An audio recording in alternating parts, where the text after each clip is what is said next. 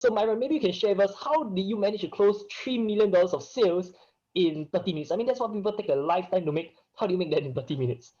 Well, I think a couple of things took place. One is the context, the environment provided the context or the content, so that I knew what the people wanted. Right. So in Mhm, order to sell something to somebody, you have to know what they're looking for, because people only buy mhm. things for one reason and one reason only. That's because they feel like it. So what can I do to make people feel like buying the thing I'm selling? And so basically, I knew the people were there. They already wanted to buy. I just helped them move all of their reasons why they weren't buying out of the way.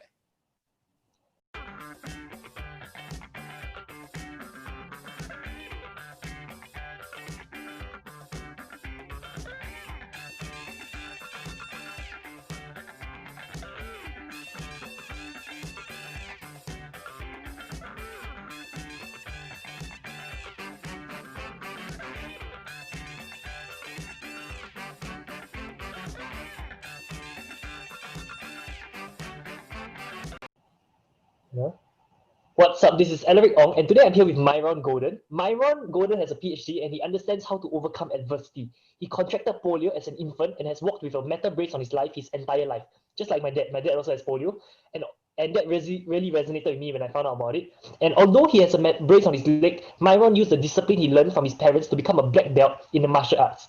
Myron is in high demand as a speaker and trainer in the areas of sales, marketing, business development, and financial literacy with over 27 years of experience.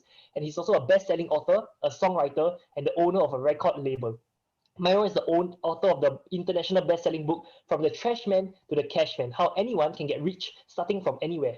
He's also the author of the new book Click and Order for Brick and Mortar: Online Business Strategies for Offline Market Domination. And he's an integrated marketing consultant who can help any business use technology to generate leads and then optimizing the conversion process of those leads offline. Now, what really impressed me was when I saw a testimonial from Russell Brunson, the co-founder of ClickFunnels, who mentioned that during Funnel Hacking Live, Russell sold an $18,000 program to 442 people. And he had a bet with Myron ahead of time and told him that if Myron could get another 20 to 30 sales, that would be amazing. And in 30 minutes, right, Myron didn't just sell 20 people, he didn't just sell 40 people, he didn't just sell 100 people, he sold 214 people on an $18,000 program. And that's more than $3 million in additional sales in 30 minutes. So Myron, maybe you can share with us, how did you manage to close $3 million of sales in 30 minutes? I mean, that's what people take a lifetime to make. How do you make that in 30 minutes? Well, I think a couple of things took place. One is the context, the environment provided the context or the content, so that I knew what the people wanted. Right. So in order to sell something to somebody, you have to know what they're looking for, because people only buy Mm-hmm, things for one reason and one reason only. That's because they feel like it. So what can I do to make people feel like buying the thing I'm selling? And so basically, I knew the people were there. They already wanted to buy. I just helped them move all of their reasons why they weren't buying out of the way. and so what kind of so do you use stories to do that? And like what how do you pitch that offer? Yeah. So without actually doing the repitch, I can without actually doing it, because that would take 30 minutes, obviously. What did I do? First of all, do you mind if I close my door really quickly? You can Sure, edit this sure. part out. I Okay, will cool. I will Okay. Yeah. So I think what most people don't realize is selling is not talking people into buying, right? Mm-hmm, Selling is uncovering the value of what you have to offer so well that people are happy to buy. See, mm-hmm, people love to buy, but they hate to be sold. But that's not true. People love to buy and they love to be sold. In fact, nobody ever bought anything that wasn't sold to them, right? It's like, say, people love to get wet, but they hate to have water on them. It doesn't make sense, right? So people love to buy and they love to buy and they love to be sold, but they hate to be convinced. So mm-hmm, convincing is what people resort to when they failed to sell. mm-hmm. Does that make sense? So Yeah, that so makes sense. people who are really good at selling, they make it seamless. In fact, someone who's really good at selling, by the time they get done selling you, you don't think they sold you. You think you bought it because it was your idea, Mm-hmm, right? And so people who are really good at sales are not combative salespeople. They are mm-hmm. cooperative salespeople. They cooperate with your emotions to help you feel like buying. And so that's what I did. Um, at that particular event with Russell when we did the $3.8 million in sales in 27 minutes, I had to, Oh. I thought about all of the things that would cause people not to buy. And one of the first things that causes people not to buy is when they think that somebody's trying to sell them, they start to resist. So how do I remove sales resistance because they feel like somebody's trying to sell? Well, first thing I do is I help them see that that I help them, I show the people who I'm selling to how to remove that same resistance in the people they're selling to. But when I show them how to remove it in the people they're selling to, I'm actually removing it in them. Okay. Does that make sense? I'm So writing notes. Yes. here's what I mean by that. So if I'm selling you something and you're resisting, I'm not going to say stop resisting my selling. I'm going to say, have you ever experienced when you're attempting to sell something to somebody, they resist? And people say, well, yeah. Do you know why they resist? They resist because they don't yet know that you have their best interest in mind. But see, one of the things that I learned, and I learned it from scripture, is that if I have something good, I have a moral obligation to sell it to as many people as possible. And the reality is that if I don't have something good, I shouldn't be selling it anyway, right? But if I have something good, I should do everything in my power to sell it to as many people as possible. Does that make sense to everyone? Yes. Yeah. Well, that makes sense. Yeah. Well, of course that makes sense because it's good. It's going to make their life better. And then I'll use some people that they knew, some people that Russell paraded across the stage to get their 2 Comma Club award or the 2 Comma Club X award. And I'll tell their story. Again, they already saw the story. I'll say, do you think Brandon and Kaylin Pullen, who are now making over $10 million a year in their 20s, do you think they would have been better off if Russell wouldn't have sold them on a $30,000 coaching program when they were broke? Russell sold them a $30,000 coaching program when they were broke, and they put it on credit cards, and they bought it when they were broke. And some people say, wow, that's so mean. How could you do that to somebody? But now, because they did that, they're doing $10 million a year. Before they did that, Kaylin would go to the grocery store, and she would have to put groceries back because she didn't have enough money on her debit card. Do you think they would have been better off there or after Russell sold them? So did Russell do something? Exactly. So did Russell do something to them, or did Russell do something for them by selling something to them? For them. He did something for them. And see, most salespeople make the mistake of thinking that when people are selling, that they're doing something to them. I know that if I'm selling something to somebody, I'm doing something for them because I'm about to change their life. If it wasn't good, I wouldn't be selling it. And because it's good, I'm going to do everything in my power to get them to buy. And isn't that what you want to do with the things you have for sale? So I know some of you are still on the fence about Russell's offer, but the only thing you're doing is you're preventing your story to be like Brandon and Kaylin Pullen's story. You're preventing your story from being like Alex and Layla Mosey's story. And I just basically retell the stories of the people who bought when they couldn't buy, when it was hard for them to buy, they bought anyway, and now their life is better. So, and they're like, oh, that makes sense. And now their resistance goes down. And then I might tell a story about how, would you guys, I might ask you a question like this, Alaric. I say, so Alaric, would you like me to teach you one of the greatest lessons I've ever learned in sales? Would you like me to teach you one of the greatest?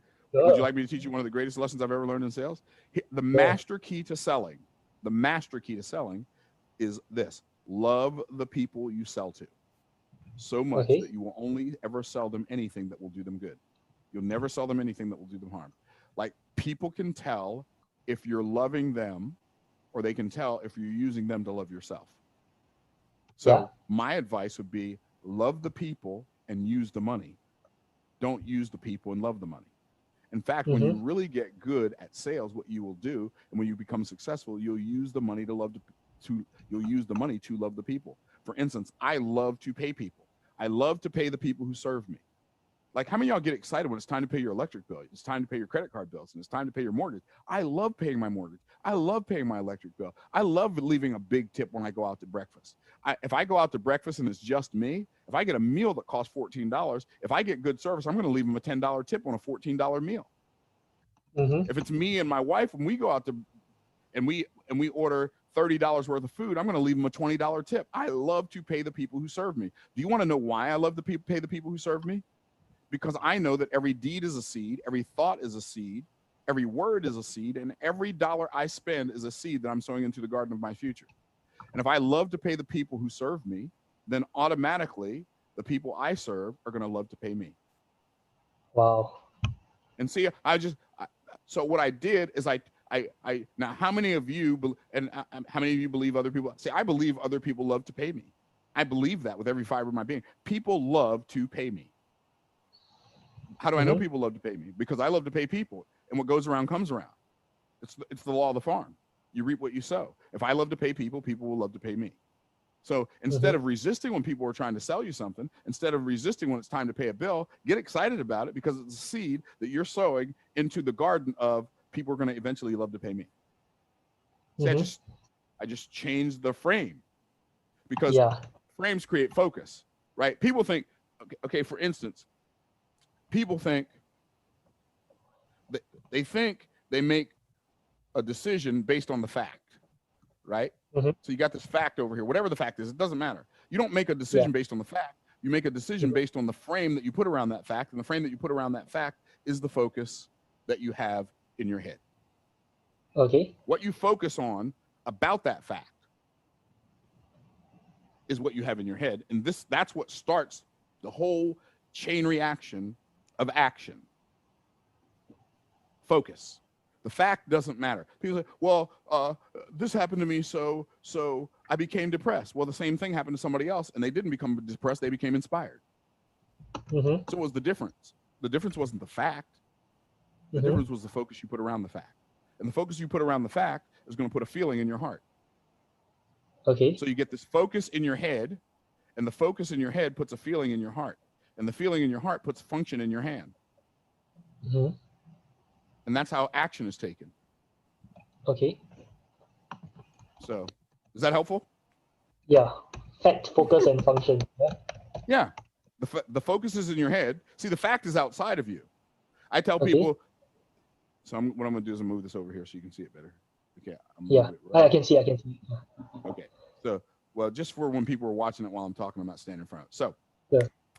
So people think that something happened to them and that's why they're the way they are. No, that's not why.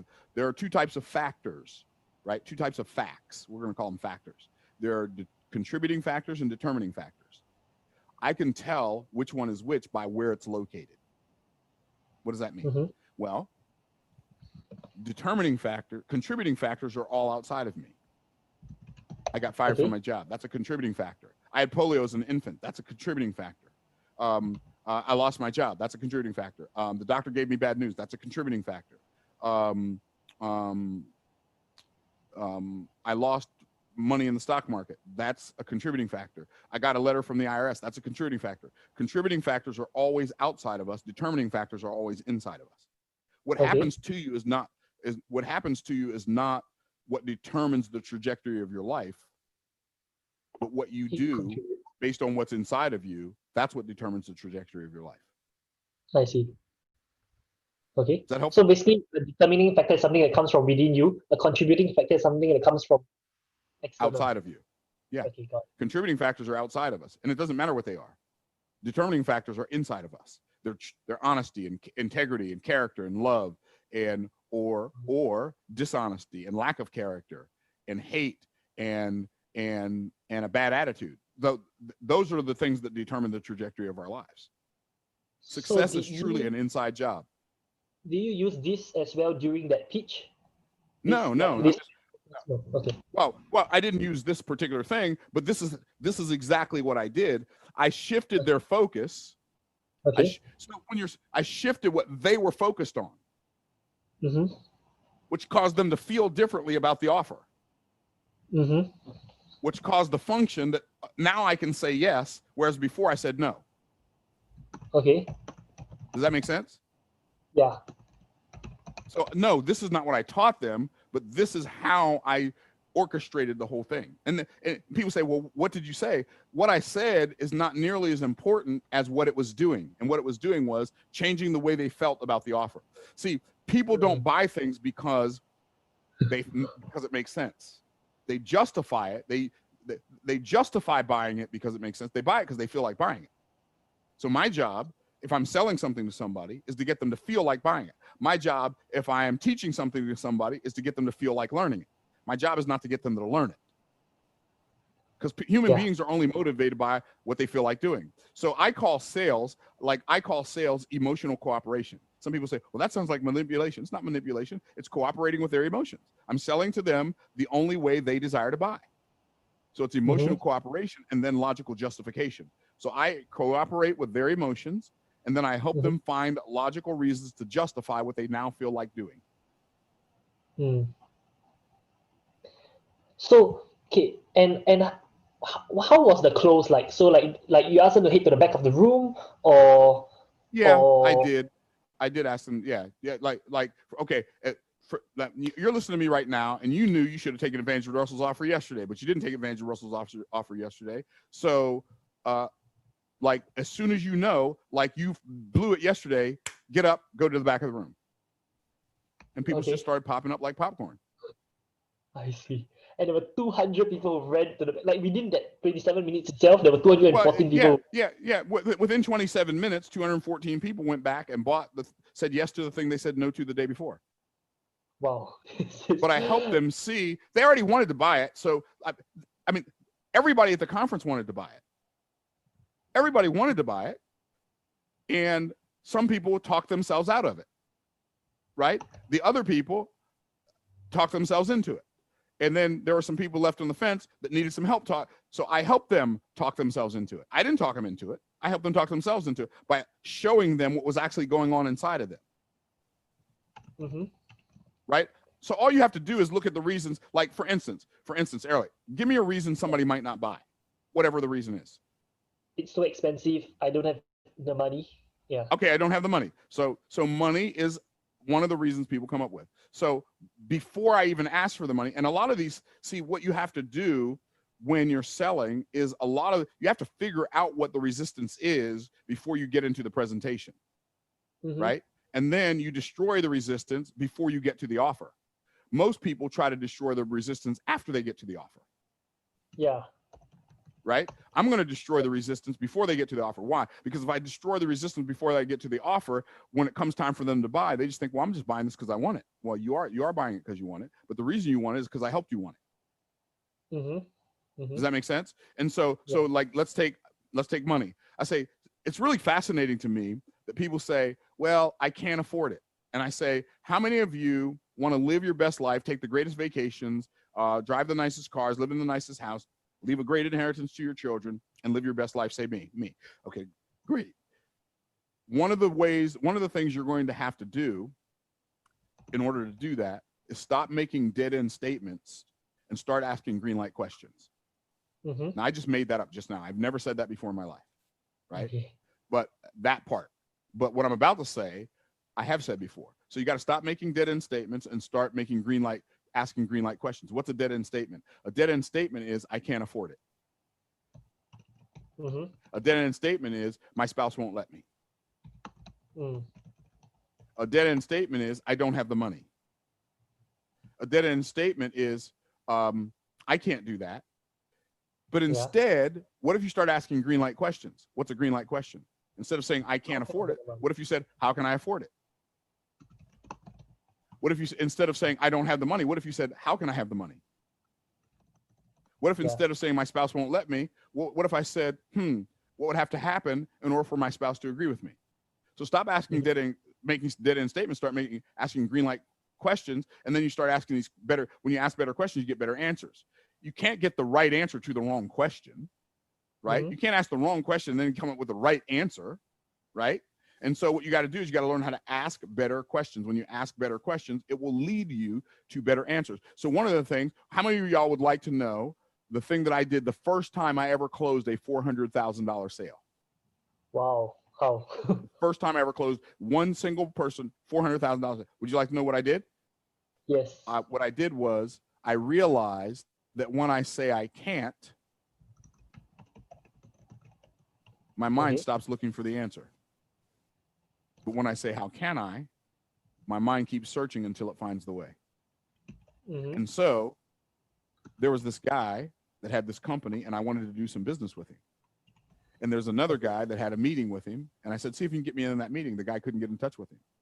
So what I did was, even though the guy couldn't get in touch with him, I drove home all night long, bought a plane ticket for the next morning to fly from Baltimore down to Florida, got in a car, drove from Jacksonville to Tallahassee, and went and knocked on the door of this CEO. And it just so happened that one of my friends was there when I got there. And they said, come on in. We sat there, we talked for a couple of hours, we went to lunch. We came back, I was getting ready to leave. And this was back in 2008. And this was in 2008 after a bunch of people who owed me money got abducted by aliens. And I know they got abducted by aliens because I've never seen them since, right? So they just disappeared owing me money, right? And so what I said was, I said to this guy, by the way, I can do this, and this for you if you'd like. And here's what he said. And I said it would only be like $400,000. He said, you do that for us? Oh, just as sure as you write that check. And no sooner than I made him the offer, and I offered to sell him I don't even remember how many copies it was, 100,000 copies of my book and 200,000 copies of my newspaper. That was a marketing tool that he could use for his business. Okay. He's like, you do that for us? Just as sure as I'm standing here.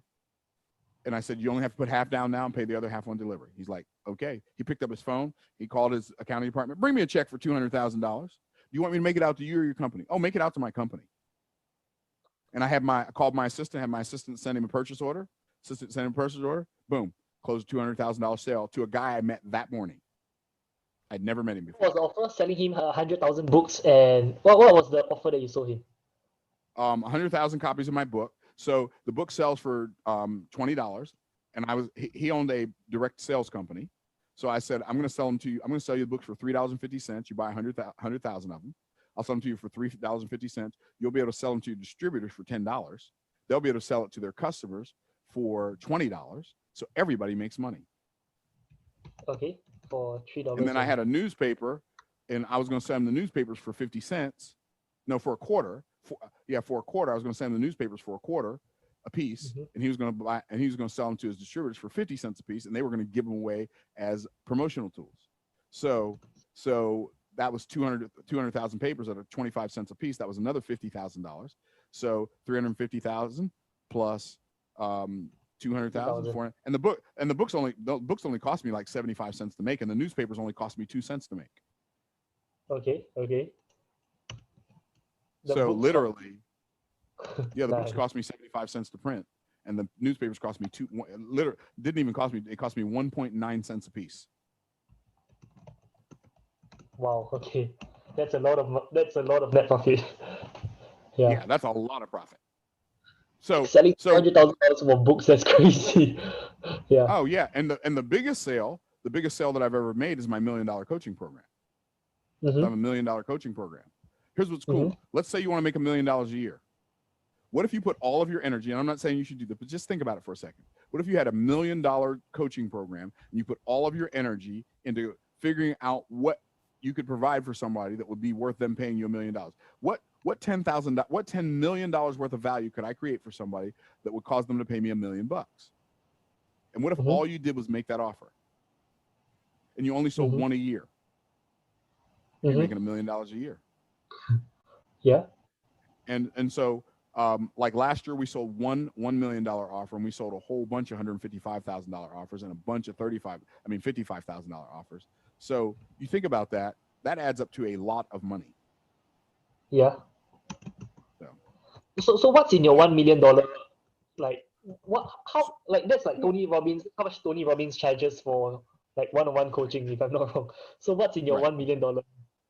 Well, I mean, there are a bunch of things in it, and I'm not gonna like, if I tell you everything that's in it, then I'm giving you all of my work. So all you got to do is go figure out what you'd put in it. One of the things that they get, though, they do get one hour coaching session a week, and I get paid $25,000 an hour for coaching. So if you wanted to coach with me for an hour, it'd be $25,000, right? And then I help them with some other things in their business to scale their business. I see. But my rule, I'll tell you this, my rule of thumb for offer creation is, when I sell you anything, if you can't 10x your investment in 12 months, I charged you too much. Okay. Yeah. Right. So tell me, for instance, Alaric, tell me what you do. I'm a Facebook marketing coach. So I've got about 1,300. Facebook marketing coach? Yeah. Say that again. Yeah. Okay, marketing coach. Yeah. So I coach people on Facebook marketing. Okay, you coach people in Facebook marketing. How much do you charge for your coaching package? So when I first started, I charged $500. And then I start $500 to $2,000. $500 for online course, $2,000 for 2-day program. So after that, I increased my $500 price point to $997. But recently, I got approved by the government to conduct courses for Singaporeans. So To do what? so in Singapore, right, it's quite special. The government gives grants for people to go for training programs. So like everyone has Okay. like maybe $500 of skills future credits, which they can come for my course. So they don't have to come up with any cash. The government pays me, and they don't have to pay me anything, and I teach them for free basically using their credits. Yeah. So I've reduced my price back to $500. So that becomes my new front end offer. But of course, I also have a $5,000 or $10,000 program that I sell on the back end. Yeah. So when you're teaching them Facebook marketing, are you teaching them to be a Facebook marketing coach, or you're teaching them to do Facebook ads for their own business? Facebook ads for their own business. So let's say they're insurance agents or property agents or network marketers. I show them how to do that for their own. Yeah. Wow. And so what's your high end offer? Do you have a high end offer as well? A $10,000 for 3 months of coaching. Yeah. And that's your biggest offer. That's my biggest offer. Yeah. And what's your current monthly revenue? Okay, right now I'm like I'm scaling down because I'm spending more time with my loved ones. But back in 2019 was when I hustled pretty hard. So I was making about 800 grand in 1 year. Yeah. Okay. So like do you sell to people in the US as well, or you just sell to people in Singapore? Just Singapore alone. Singapore and Malaysia. Yeah. Why only Singapore and Malaysia? Why are you limiting yourself to those I places? I could have scaled. I just didn't scale. Yeah. Huh? When I was in I didn't scale. I used to conduct seminars 6 days a week or 5 days a week. Yeah, every seminar I make like $4,000 to $12,000 every time I do a 3-hour seminar. Yeah, but a seminar will be like 20 packs, 40 packs. Yeah. And you did those seminars for selling your coaching package. I did those seminars to sell my $2,000 2-day course or my And you did 997. them every day. I did that almost every day. Yeah, but now I have an automated webinar that produces sales for me automatically. Yeah.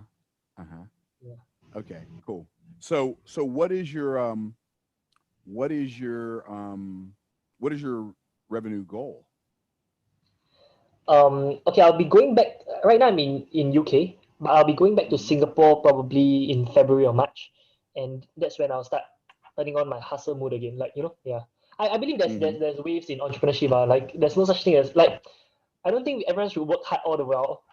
There's times where I spend time with my loved ones instead. This kind of stuff.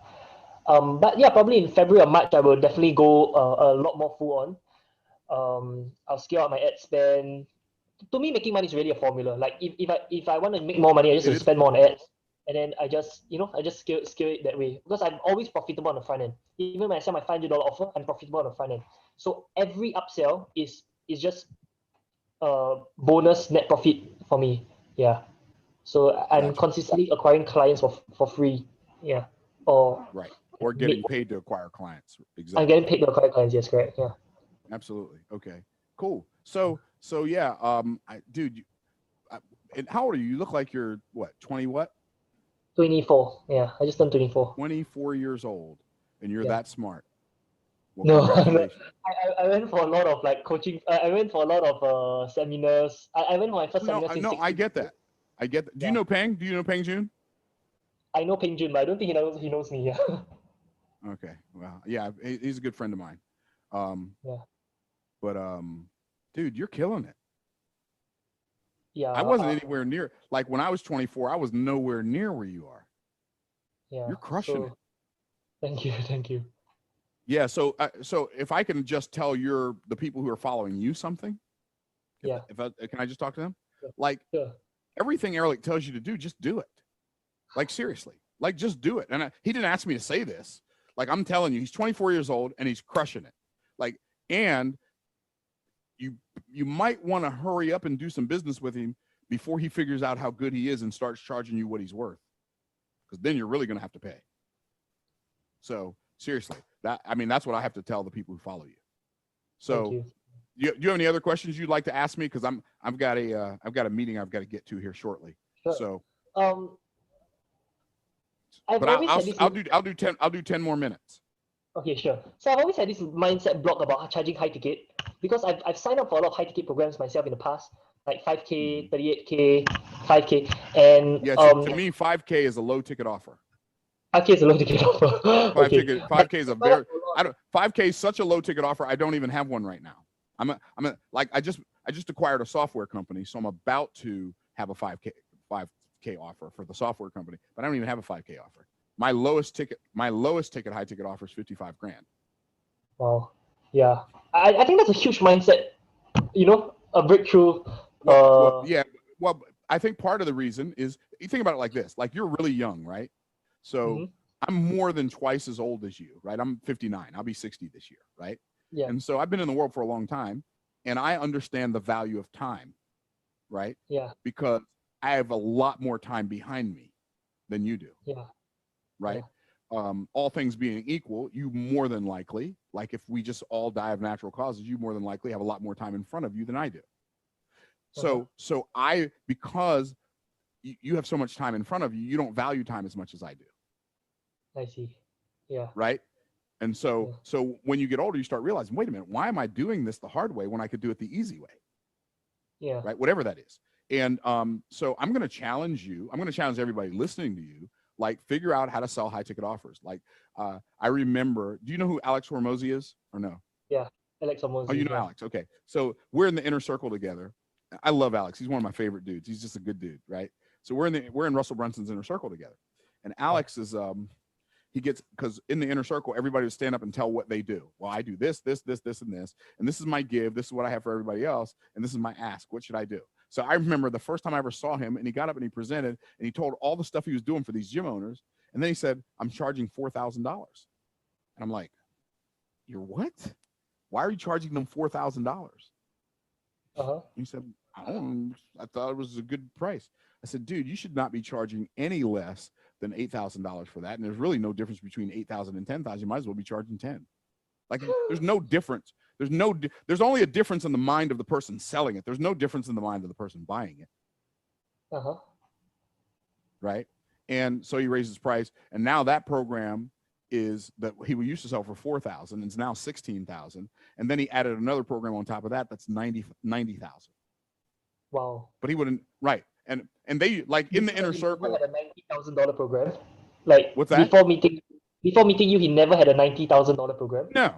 No. Okay. He didn't even, he had a $4,000 program. Like, the joke in the inner circle for a couple of years was, I'm going to ask this. I know Myron's going to say, raise your prices. That was like the joke, because every time somebody said what they did and how much value, because people don't understand how to calculate value.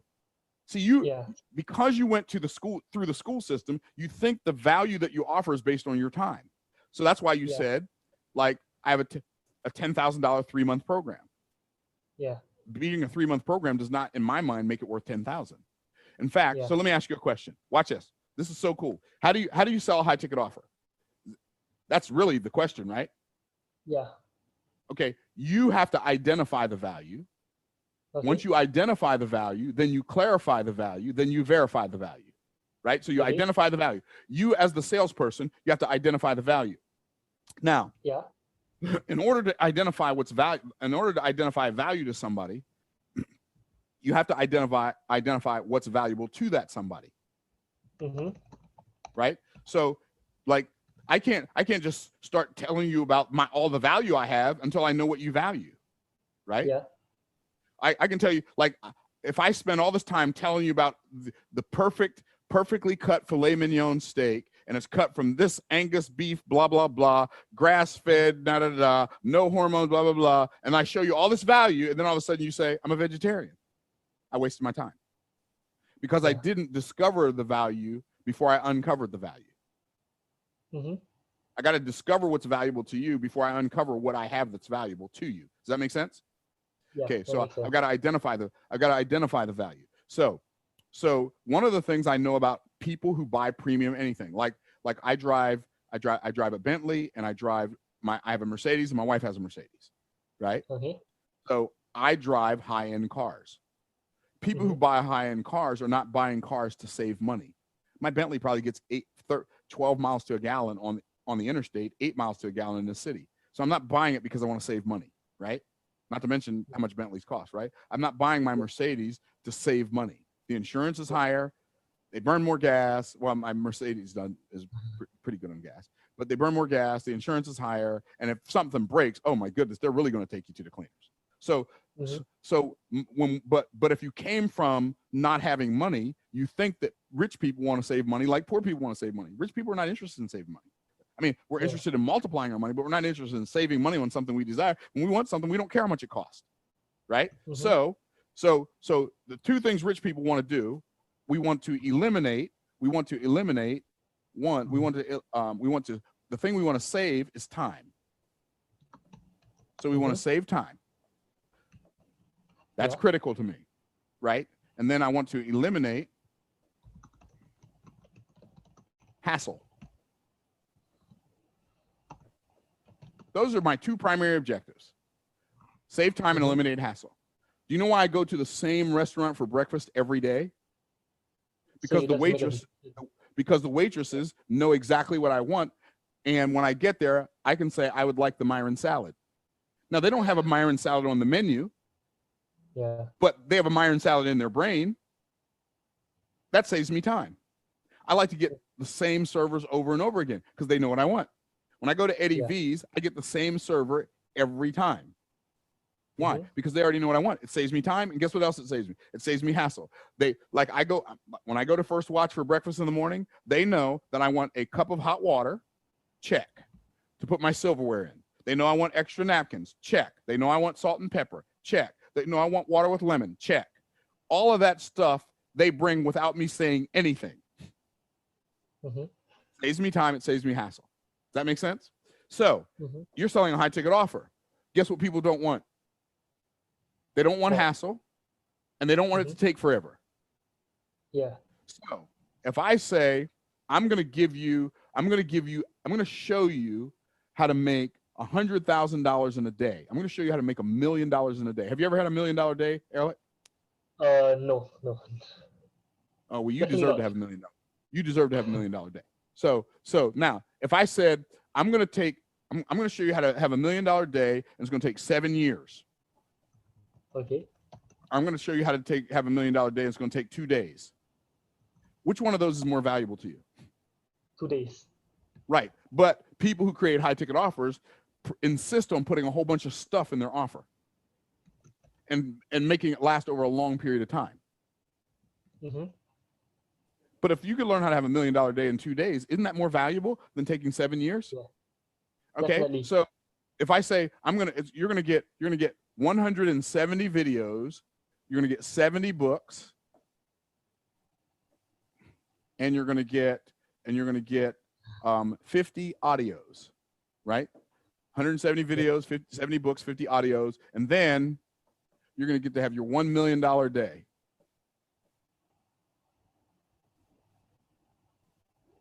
Or I said, spend 2 days with me, 2 days, one workbook, 18 pages, and then you get access to me for questions, for 1 year.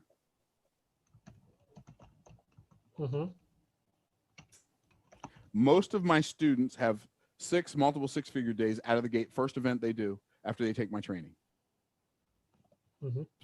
Some of them have $1 million, $2 million. One of them had a $5 million day. Yeah, deadlock, right? Yeah, exactly.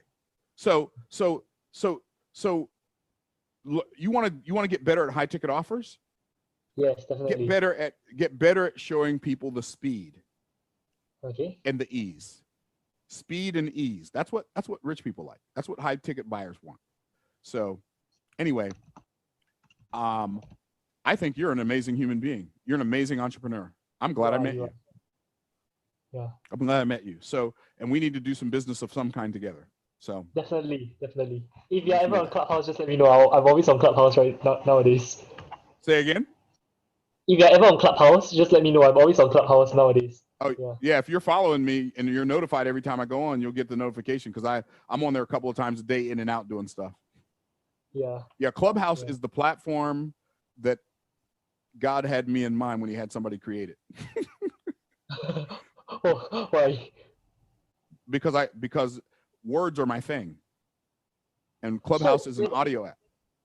when you sell high ticket, do you always sell them from the stage, or sometimes you do the phone calls, or because most people do a webinar and then a sales call? Yeah, I don't do webinars. I don't like them. Okay. They're fine, but I don't like them. I do virtual events and live events. Virtual And event. virtual events and live events.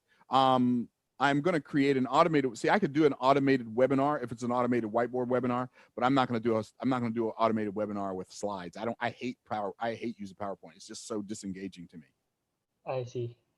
So that's why when you see me, I always have, like, if you see me even on Russell Brunson's stage, I don't know if you ever saw the video, but it's all whiteboard. I don't like I don't like it. So do you think Dan Henry and Dan Locke's success, like how many % of their success will you attribute to like your training? I mean, like they're already good themselves, but like how much? Oh, they were, both of them were monumentally successful before they met me, but they weren't doing $1 million days. Yeah. Right. So high ticket, high volume. That's the secret to $1 million days. High ticket, high volume. And I taught them how to do high ticket, high volume. See, selling from the stage is different than selling on a webinar. Selling from the stage is different from selling on an automated webinar. Selling from the stage, and not only that, the way I sell is very, very different than the way most people sell. Right. So I don't, and it's just, it's very, it's very cooperative. Like I'm a high ticket salesperson, but I'm not high pressure. I'll talk you out of buying from me before I talk you into it. I'm not going to talk you into buying from me. Because if I have to talk you into buying from me, then I've done a really terrible job selling you. See, understand this. Selling is persuasion, it is not convincing. Convincing is when I attempt to get you to do something I desire you to do for my reasons. That's what convincing is.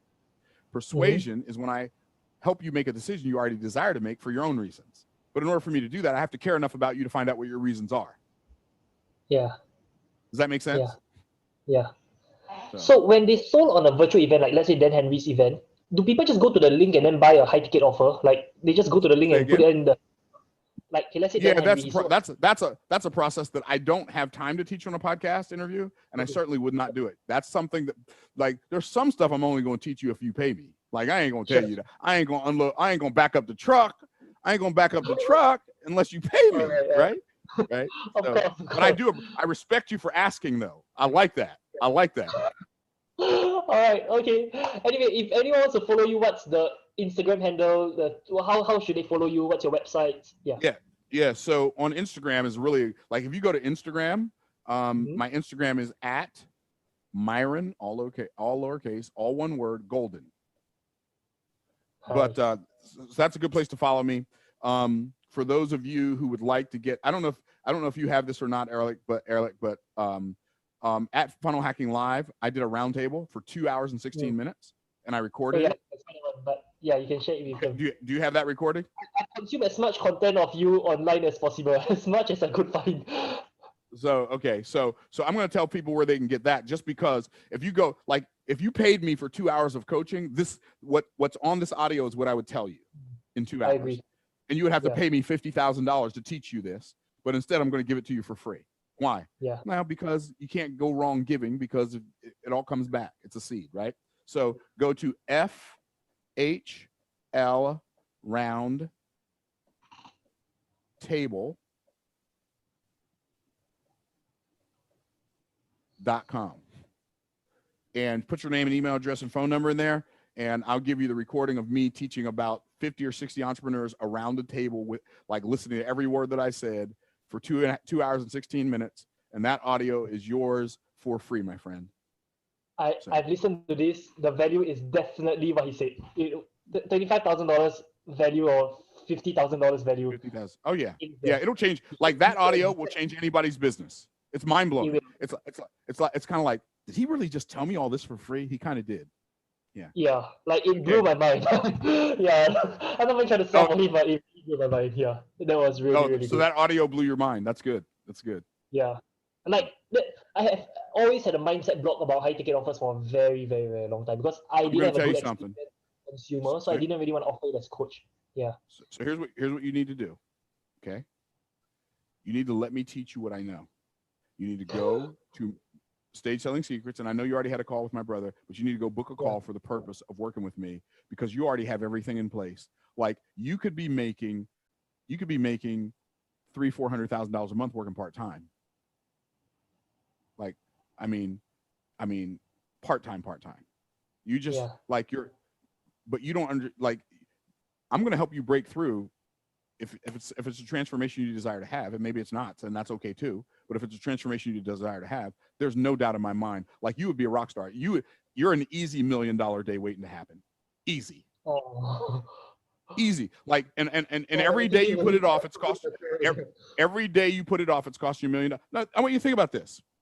Let's say you could have 4 $1 million days in 2021, and you don't do it, right? And let's say, so that would be $4 million, right? I want you to think about this. And by the way, everybody watching this podcast, think about this too. Let's say you could have 4 $1 million days, which, because you know how to get the people in the room, and because you already know how to sell, you still don't understand the high ticket component yet. This is an easy deal for you. 4 $1 million days, like with that crowd behind you, that's $1 million day if you got the right offer. That might be a $2 or $3 million day if you got the right offer, right? So watch this. So let's say you don't do it. You don't take me up on it, and you just make $800,000 again, right?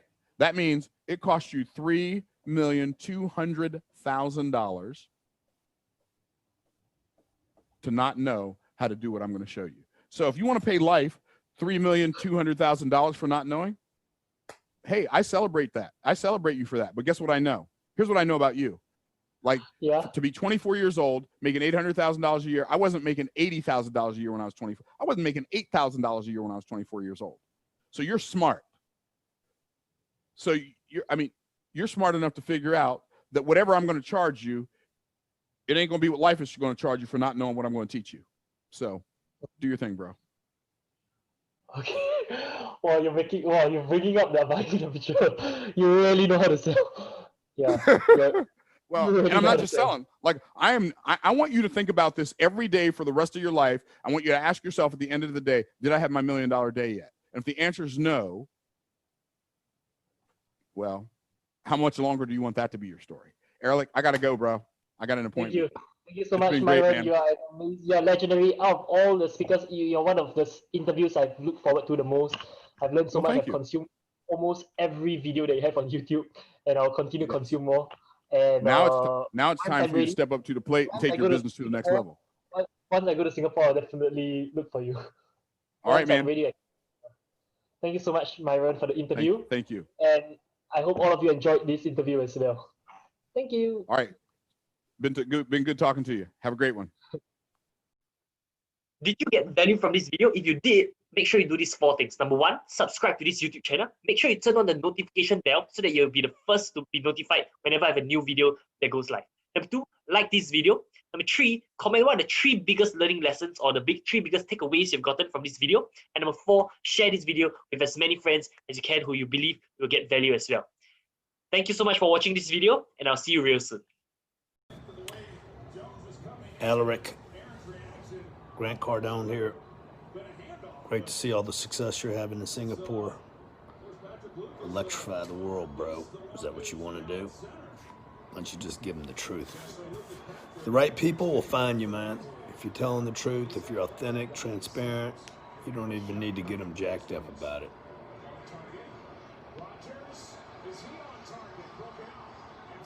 I'm watching you, dog.